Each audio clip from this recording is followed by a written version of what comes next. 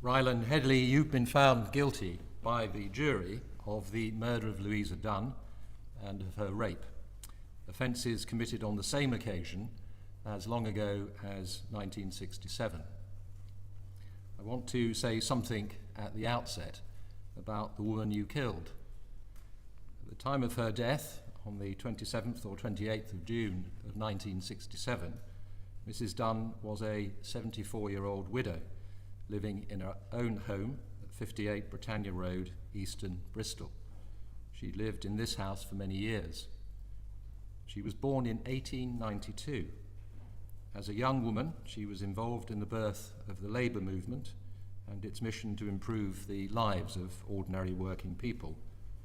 Mrs. Dunn had been married twice in her lifetime. Her first husband, Edward Parker, was a notable figure in Bristol, serving as an alderman and being a leading light in the Labour Party. He died in 1945. This marriage produced two daughters, Iris and Edna. Her granddaughter, Mary Dayton, recalls that her mother spoke of Edward's deep love and affection for Louisa. Their home was a hub of social and political activity during this period. After Mr. Parker's death and some years later, Mrs. Dunn remarried John Dunn, a widower from Ireland who worked as a night watchman for the Bristol Corporation. He also predeceased her, passing away approximately 6 years prior to 1967. Mrs. Dunn had established friendships and routines within her community. Her best friend of around 30 years was Alice Clark, who was herself a widow and lived in Easton. Due to Mrs. Clark's reduced mobility, Mrs. Dunn would typically visit her at least once a week, usually in the early evening. On the evening of the 27th of June, 1967, the day before her body was discovered, Mrs. Dunn visited Mrs. Clark from approximately 5:20 p.m. and left in good spirits, saying that she would go home to bed. Mrs. Clark believed Mrs. Dunn did not have many other close friends, but said that a few of her close neighbours would go into her to see that she was all right. Kathleen Haynes, who also lived in Britannia Road, had known Mrs. Dunn well for about 30 years and always spoke to her in the street. Violet Fortune, who lived next door at 60 Britannia Road, had been Mrs. Dunn's neighbour since 1957. Mrs. Fortune considered Mrs. Dunn to always have been a good neighbour. They had a routine whereby Mrs. Fortune would leave the previous day's newspaper on the front garden wall for Mrs. Dunn each evening. Mrs. Dunn led a simple life, supported by her old age pension and supplementary allowance. She did not possess any amount of money in the house, nor any valuables. Her few treasured possessions included her books and the deeds to her house. The collective concern of her neighbours on the morning of June the 28th, 1967, when she'd not been seen and her window was unusually open, speaks to her place in her community. You broke into her home. You sexually assaulted her, and in doing so, you caused her death. You may not have intended to kill, but you planned to rape her, and you brutally attacked her when you did so. You met her screams and struggles with force sufficient to kill. Diligent work by the police and forensic evidence, particularly the DNA match, definitively linked you to this crime after decades when you must have thought that you had avoided detection. The palm print found at the scene, now identified as yours, provided further evidence of your presence and attempts to gain entry through a window.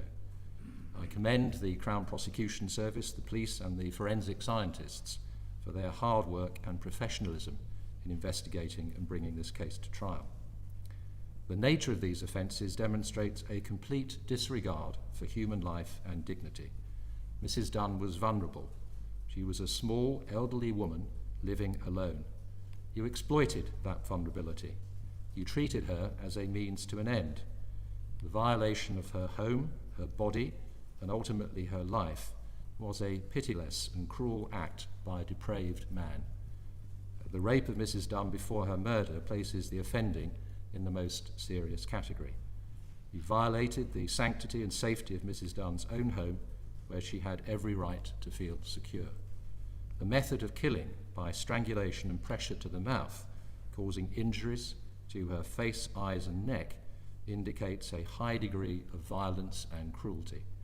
She must have experienced considerable pain and fear before her death.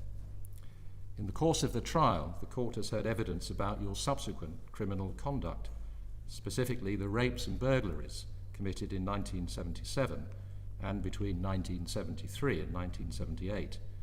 These offences involve the invasion of other elderly women's homes and sexual assaults. They reveal a chilling pattern of behaviour. You appear to have shown no remorse or shame for any of your offending. The enduring, devastating and intergenerational impact on Mrs. Dunn's family, as set out by her granddaughter, is also a powerful aggravating factor, showing the true measure of the harm you inflicted. The death of Louisa Dunn has had a lasting impact on her family. Her granddaughter described how her grandmother's brutal rape and murder left her mother feeling very ill, to the extent that she never really recovered. The crime clouded the rest of her life, as well as the lives of her sister, her aunt and her son. The fact that the crime was unsolved and you remained at large for so long compounded their suffering. Mrs. Dainton also spoke of the stigma attached to rape and murder, which led people to withdraw from her family, forcing her to suppress her emotions for decades. She spoke of the emotional toll this has taken on her personally since you were arrested, causing her to feel sad and very tired. It is a particular sorrow for the family, as she said, that all the people who knew and loved Louisa are not here to see that justice is being done. At the time these offences were committed in 1967, the role of judges differed from today. Then judges would give advice to the government as to the tariff, the minimum period of imprisonment that should be served for punishment and deterrence before a prisoner could be considered for release. However, under the current law, it is now necessary for this court to set a minimum term for your imprisonment. In doing so, I must have regard to the tariff which would have been imposed by the Home Secretary under the earlier sentencing regime. I'm grateful for the assistance and research of all counsel. The tariff which would have been set was lower than the minimum term which would be imposed today. I've taken the rape into account as a feature which makes the murder all the more serious, and I do not therefore impose any separate penalty.